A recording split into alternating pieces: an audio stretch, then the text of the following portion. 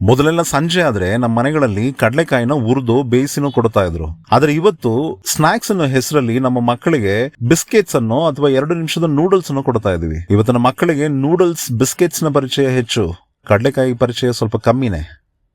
ಏನಕ್ಕೆ ಹೇಳ್ತಾ ಇದ್ದೀನಿ ಅಂತಂದ್ರೆ, ಇವತ್ತಿನ ಎಷ್ಟೋ ಮಕ್ಕಳಿಗೆ ಕಡಲೆಕಾಯಿ ಸಿಪ್ಪೆನ ಹೇಗೆ ಸುಲಭವಾಗಿ ಬಿಡಿಸಿ ಅದನ್ನ ತಿನ್ಬಹುದು ಅನ್ನೋದು ಕೂಡ ಗೊತ್ತಿಲ್ಲ. ಹೀಗಿರುವಾಗ ನಿಮಗೆ ಆಸಕ್ತಿ ಇದ್ರು ಮಾರ್ಕೆಟ್ಗೆ ಹೋಗಿ ಕಡಲೆ ಬೀಜ ತಂದು ಮಿಲ್ ಮಾಡಿಸಿ ಎಣ್ಣೆ ಮಾಡಿಸಿ ಉಪಯೋಗಿಸಿ ಅಂತಂದ್ರೆ ಅದು ಸ್ವಲ್ಪ ಕಷ್ಟನೇ.